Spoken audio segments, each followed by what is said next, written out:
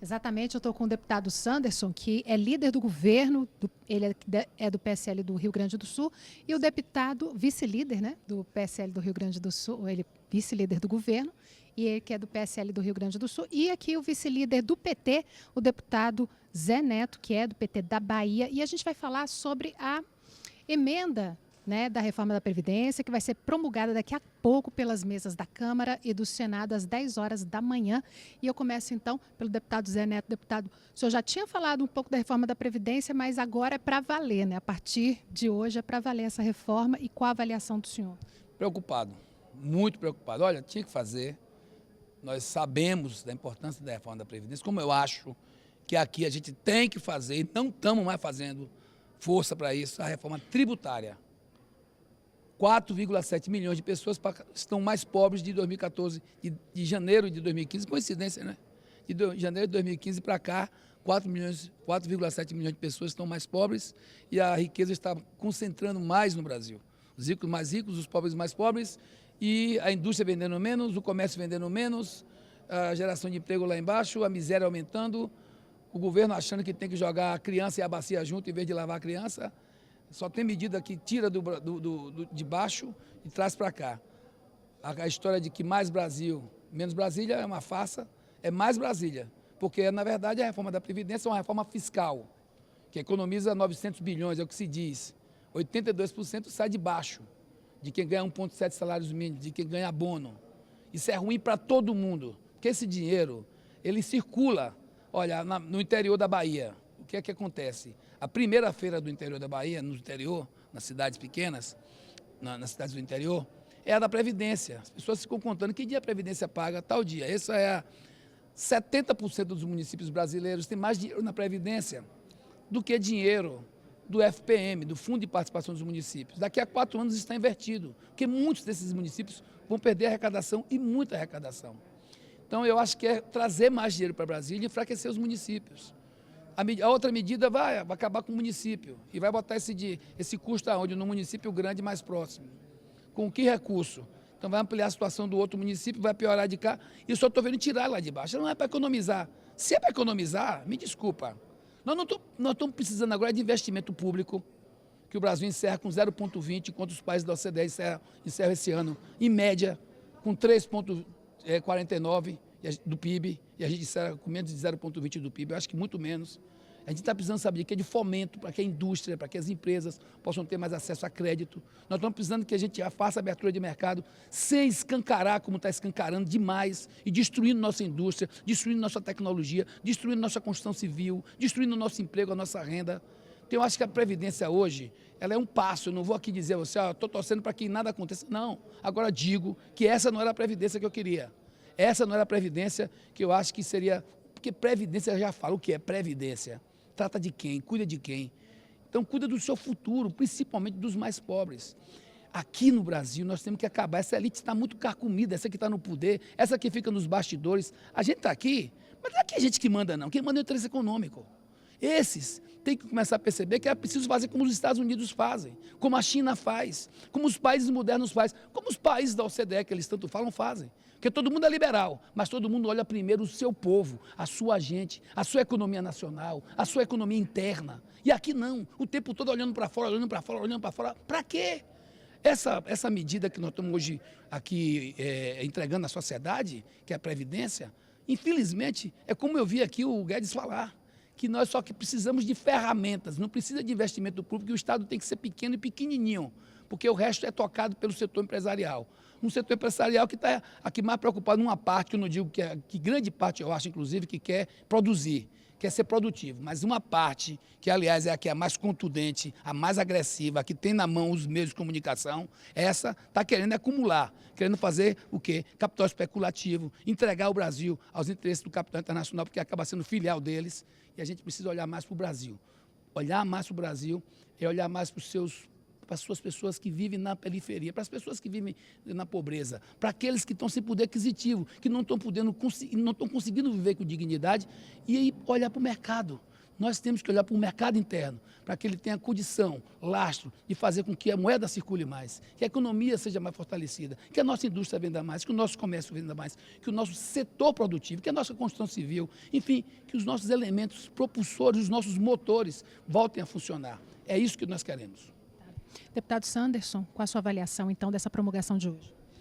Sandra, eu fico aqui até contente, mesmo sendo um novato aqui no Congresso Nacional, mas do lado de alguém com experiência e com inteligência que nos ensina, e ver que o deputado Zé Neto concorda conosco. Primeiro que a reforma da Previdência era necessária, ele mesmo disse que ela era necessária, isso todos nós sabemos. E essa reforma da Previdência foi feita porque não tinha outra saída a não ser fazer essa modernização, esse ajuste, essa reforma.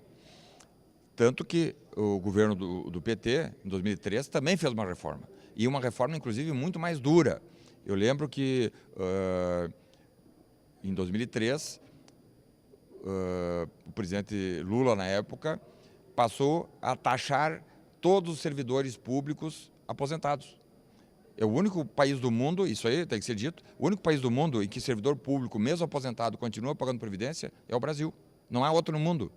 E na época eles não, vamos fazer essa reforma porque agora nós vamos fazer a correção e o ajuste do sistema para 30 anos. Era uma falácia, não adiantou nada. Porque o gigantismo estatal, o tamanho do Estado é tão grande, com quase 200 estatais, com empresas públicas entrando dentro do setor privado, quando não deveria entrar, ele é tão grande que, mesmo com aquela reforma feita em 2013, né, mesmo com essa reforma que estamos fazendo hoje, que está sendo promulgada pelo Senado e pela Câmara, provavelmente, se nós não fazermos e levarmos adiante algo sério, algo responsável, e inclusive com desgaste político, para o Jair Bolsonaro a melhor coisa era não mexer em privatizações, mas tem que ser feita a privatização, o sistema de privatização, o projeto de desestatização tem que ser feito. Nós vimos muito mais do que capitalizar recursos, do que trazer dinheiro para dentro dos cofres públicos, tu diminui o tamanho do Estado naquilo que ele não é essencial, tu diminui a possibilidade de corrupção. Nós vimos, isso não é de agora, sempre foi. Dentro das empresas públicas, das estatais, é que a propinagem correu solta. As prevaricações sempre ocorreram, e eu digo isso com parênteses, infelizmente, os esquemas de corrupção sempre tiveram empresas públicas e estatais no meio. E outra questão que eu digo que o deputado Zé Neto também concorda conosco, é que o senhor citou que desde 2015 o número de empregos caiu no Brasil. Mas 2015 era governo Dilma. Né? Óbvio que nós temos dificuldade, nós estamos com 9 meses, 10 meses de governo, mas nós estamos vindo aí de 4 mandatos do PT, 4 mandatos.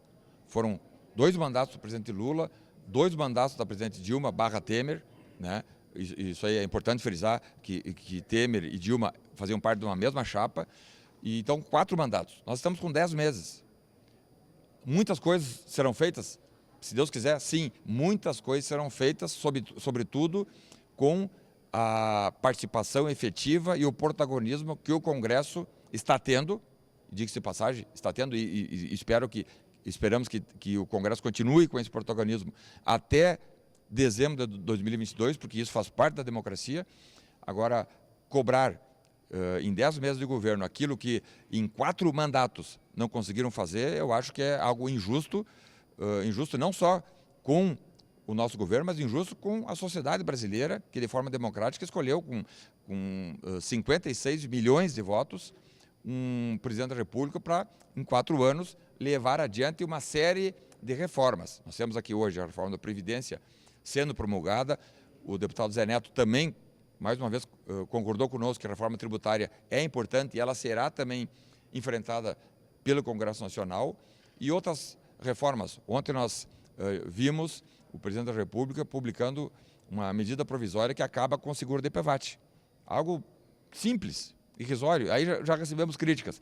Ah, agora vai todo mundo para o SUS. O que acontece, deputado Zé Neto?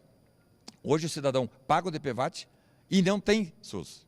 Então, pelo menos agora ele vai não ter o SUS, mas sem pagar DPVAT. Porque isso é quase que chamaram os brasileiros de otários. Tu paga, todo mundo, tu paga seguro quando tu precisar, o SUS não vai te atender.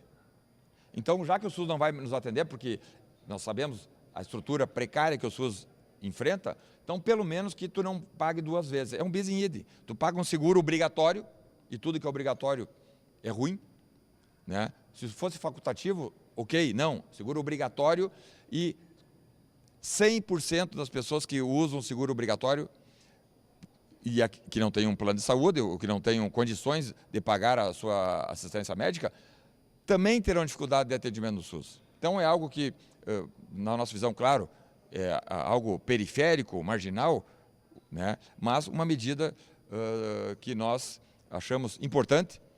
Outros governos, nós sabíamos disso, tentaram fazer a extinção do DPVAT e não conseguiram por pressão de seguradoras. Mais uma vez, repito, outros governos tentaram mexer no DPVAT e não fizeram por pressão das seguradoras. E nós agora tivemos a coragem sim, de extinguir algo que não tem a menor razão de ser. O Brasil é um dos poucos países do mundo que existe esse seguro obrigatório. E seguimos otimistas. Hoje aprovamos a reforma da Previdência. Vamos debater na CCJ a melhor forma para não permitirmos injustiças, como essa questão da soltura de presos, independente de ser Lula ou não ser Lula, de presos, traficantes, homicidas, que não podem estar na rua depois de cumprido duplo grau de jurisdição. Okay, o deputado adiantou aí, então, a medida provisória do que extingue o seguro DPVAT, uma medida editada pelo governo Bolsonaro, que deve chegar aqui à Câmara para ser, então, referendada ou não, né?